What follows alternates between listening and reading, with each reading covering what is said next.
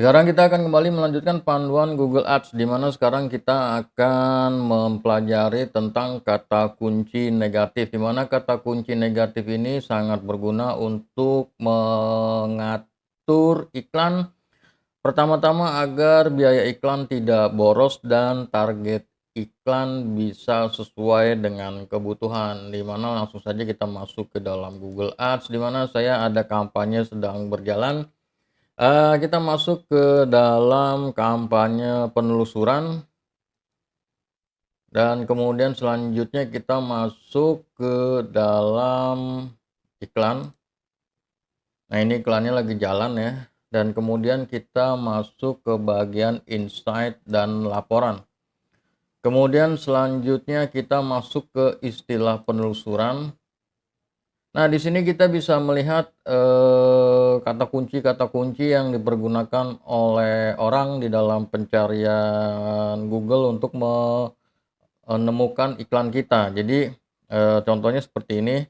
Ini adalah kata kunci yang ditambahkan, ini adalah kata kunci utama ya. Kalau yang ditambahkan ini adalah kata kunci utama yang digunakan di dalam iklan. Jadi biaya pembuatan website ini ada di dalam iklan, tapi harga buat website, berapa jasa pembuatan website, dan seterusnya yang tidak ada tanda centang ini adalah kata kunci yang digunakan oleh Google, oleh sistem Google Ads ya, untuk dicocokkan. Jadi semisal ada orang mencari dengan kata kunci berapa jasa pembuatan website, dan nanti iklan ini akan muncul, iklan yang saya pasang ini akan muncul karena dia kata kunci utamanya adalah biaya pembuatan website, dan Google Ads mengidentifikasi berapa jasa pembuatan website dengan biaya pembuatan website ini relevan. Jadi ini adalah kata kunci yang relevan menurut sistem Google Ads yang kemudian cocok untuk ditampilkan iklan, dan kemudian nanti orang akan mengklik ya. Buktinya memang ada klik ya di sini. Ada klik dan kemudian itu masuk ke dalam halaman website. Nah, terkadang di sini kalau kita menggunakan target kata kunci yang diperluas atau berdasarkan frasa, di sini saya menggunakan kata kunci target sama persis. Kalau Anda belum tahu tentang target kata kunci, lihat dulu di dalam playlist, itu udah ada pembahasannya.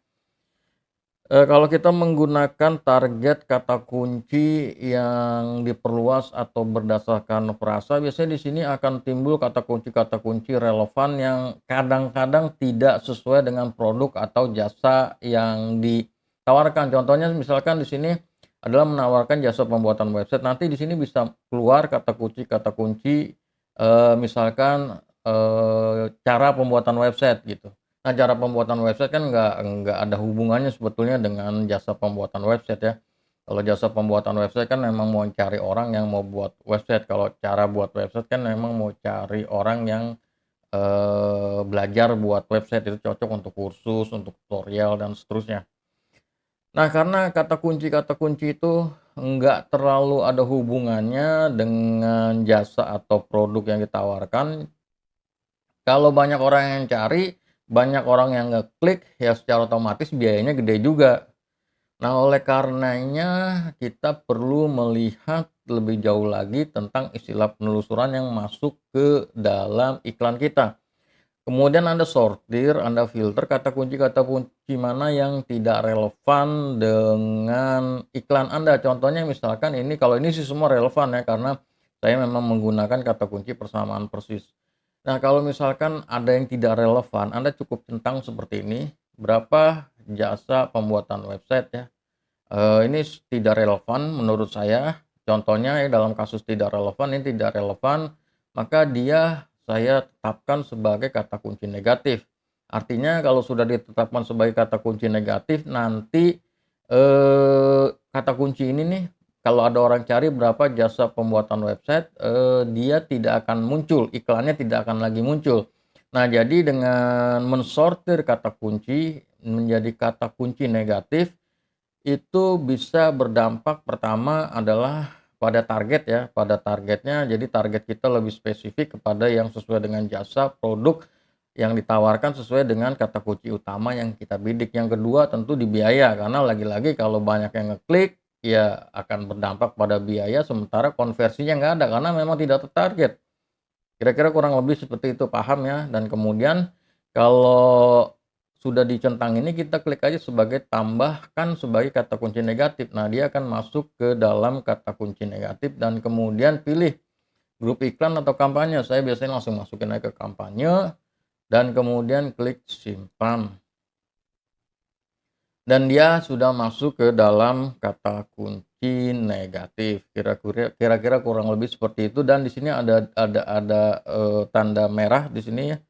Ada artinya dikecualikan. Kita masuk lagi ke misalkan ke bagian istilah penelusuran lagi. Nah, dia ada di sini dikecualikan. Artinya dikecualikan ya udah berarti tidak bisa kata kunci ini muncul di dalam kampanye iklan yang sedang kita jalankan di Google Ads. Kira-kira kurang lebih seperti itu bagaimana cara untuk menggunakan fitur kata kunci negatif. Lagi-lagi kata kunci negatif ini fiturnya bisa kita manfaatkan untuk menentukan target ya, agar targetnya lebih spesifik dengan apa yang kita bidik. Jadi iklannya bisa lebih efisien sesuai dengan kata kunci yang sudah kita bidik dan kemudian selanjutnya adalah untuk harga dan pastikan ketika memasang iklan di Google Ads Anda perhatikan target kata kunci. Target kata kunci ini ada 3, yaitu penargetan yang diperluas, kemudian penargetan berdasarkan frasa dan penargetan sama persis. Nah, itu semua sudah saya bahas di dalam playlist. Anda lihat aja di playlist Google Ads, Anda pelajari karena itu akan berdampak pada keefektifan iklan dan juga biaya yang akan Anda keluarkan.